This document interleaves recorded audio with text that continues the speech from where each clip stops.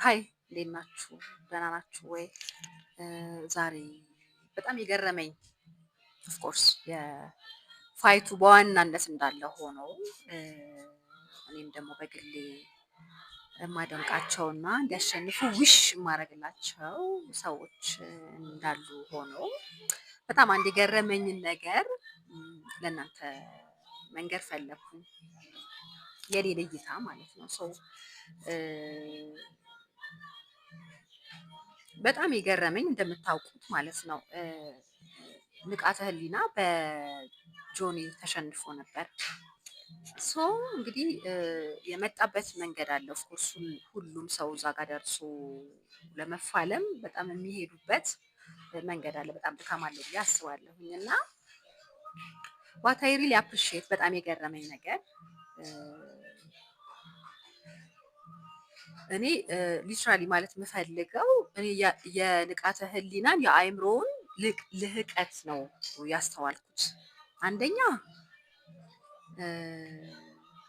ያሸነፈው ሰው ጋር ሄዶ ትሬን ለማድረግ ራሱን ማዘጋጀቱ ሁላችንም ከዚህ ብዙ ነገር መማር አለብን ብዬ አስባለሁ።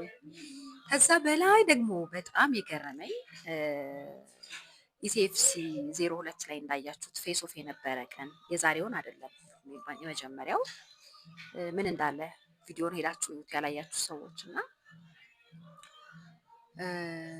ሳይሰሩ ማሸነፍ እንደማይቻል እኔ ማሳያ ነኝ ነው ያለው። እና ይሄን ነገር እዚህ ጋር መጥቶ ማለቱን ብቻ አይደለም ይሄ ልጅ ይሄን ነገር ሲል ኦልሬዲ ሜንታሊቱ ላይ ሰርቷል። በቃ ሰርቶ ጨርሷል። መጥቶ ግን ይሄን ነገር መናገር ሁላችንም እንደ ግለሰብም እንደ ማህበረሰብም እንደ ሀገርም በጣም ብዙ ከዚህ ንግግር መማር አለብን ብዬ አስባለሁ። ማንኛችንን ይሄ ሁላ ኢማጅ ሶሻል ሚዲያ ላይ ያለ ነገር የምታውቁት ሁሉ ጊዜ እዛ ላይ ሆኖ ነው የሚቀረው።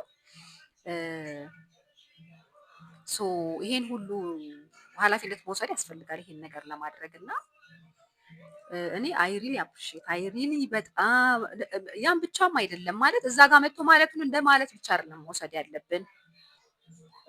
እኔ አሁን ፐርሰናሊ የሮቤል ደጋፊ ነኝ ስለማውቃቸው ምናምን ሳይሆን የዛን ቀን የፌስ ኦፍ የነበረ ቀን ሮቤል ሳይዘጋጅ ስለመታው ቅጥል ነበር ያልኩት እና ሮቤል እንዲያሸንፍ የምፈልገው በመደገፍ ደረጃ።